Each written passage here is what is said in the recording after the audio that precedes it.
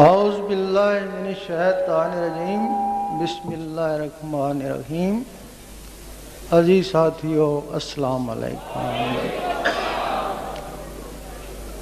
بڑی خوشی ہو رہی ہے کہ حضور پاک کے پروانے کسی نہ کسی بہانے سے ہر جگہ حضور پاک کی مدح سرائی میں مصروف ہیں۔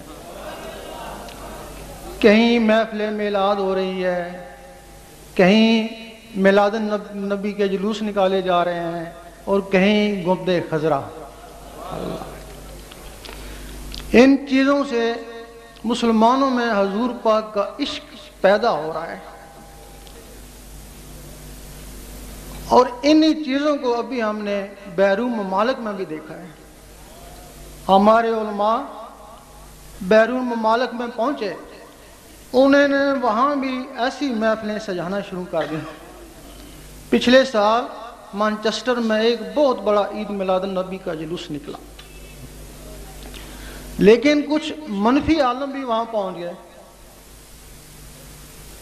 انہوں نے لوگوں کو بہکایا کہ یہ بدعت ہو رہی ہے، یہ یا رسول اللہ کر رہے ہیں، یہ تم الٹا گناہوں میں پھنس رہے ہو۔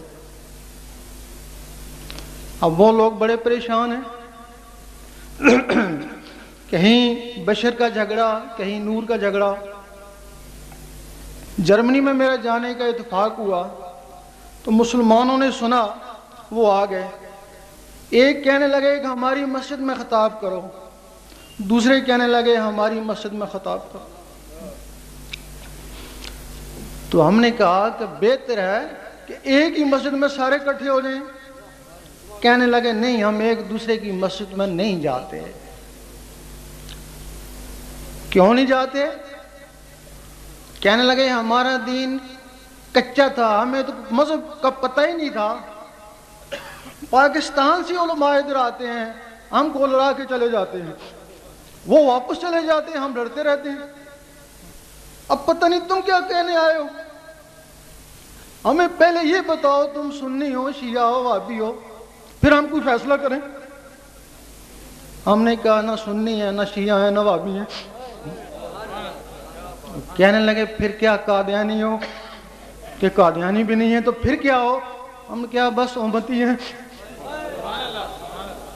کہ امتی کیا ہوتا ہے؟ حضور پاک نے فرمایا ہے جس میں نور ہو وہ امتی ہوتا ہے۔ اور جب امتی سے نور نکلنا شروع ہو جاتا ہے تو وہ سنی شیعہ وہابی بن جاتا ہے۔ اگر تم دوبارہ اپنے دلوں میں نور حاصل کر لو تو کبھی نہیں کہو گے میں سنی ہوں، میں شیعہ ہوں، میں وہابی ہوں، یہی کہو گے بس امتی ہوں تمہارا یا رسول اللہ۔ پوچھا ان سے تم میں آپس میں لڑائی کیا ہے؟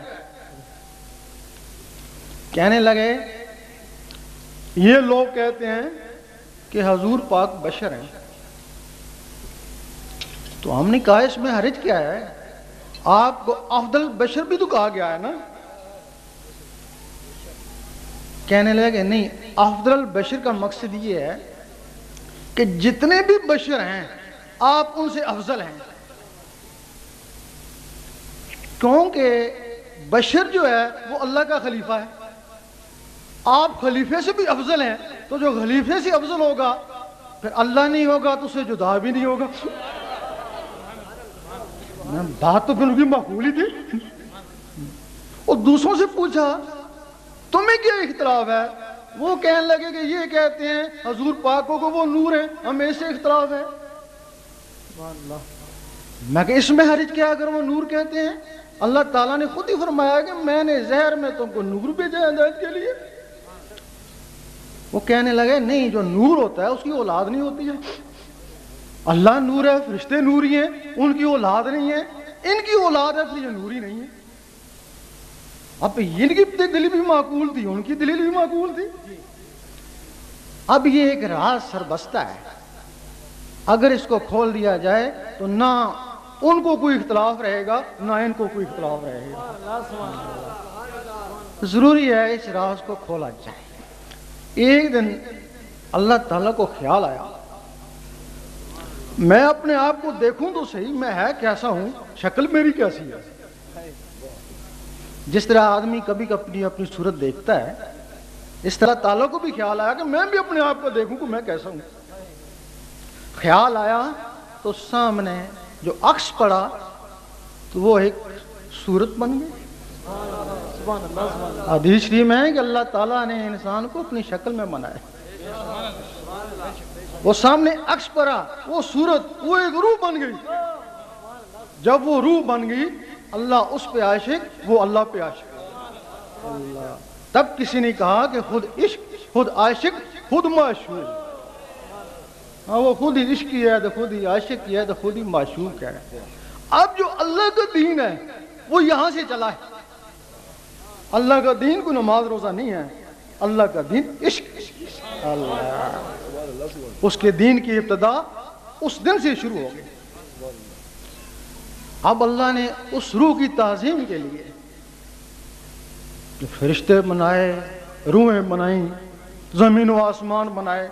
हदीस शरीफ में, ऐ मेरे हबीब, आपको भेजना ना होता तो जमीन व आसमान ही ना बनाता।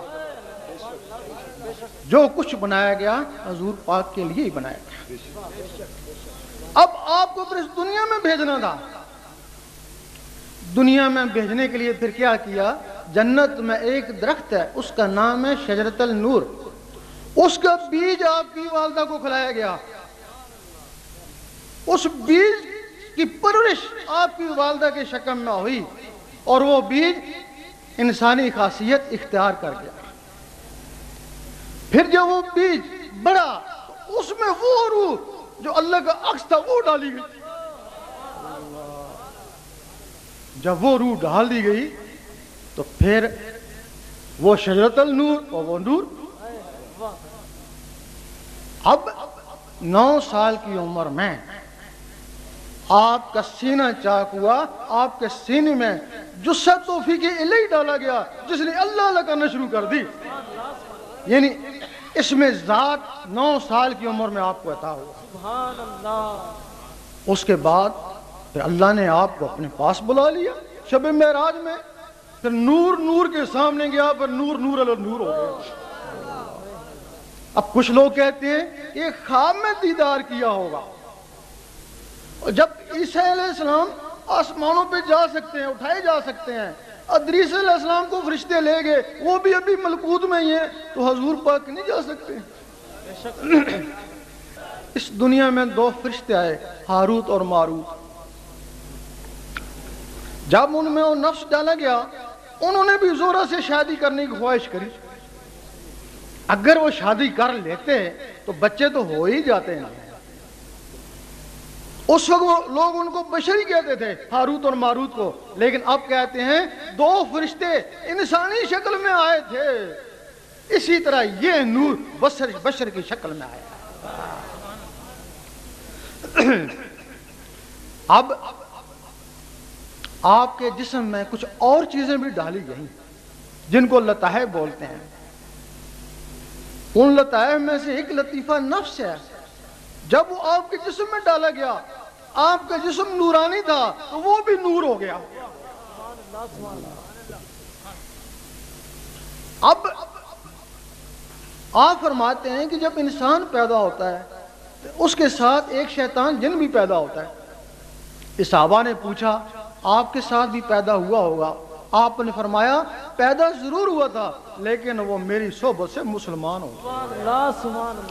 अब आपके जिस्म में तो नूर था, वो नूर हो गया। अब जो आम आदमी है उसमें नूर ही नहीं है, तो उसका नफ्स कैसे नूर होगा?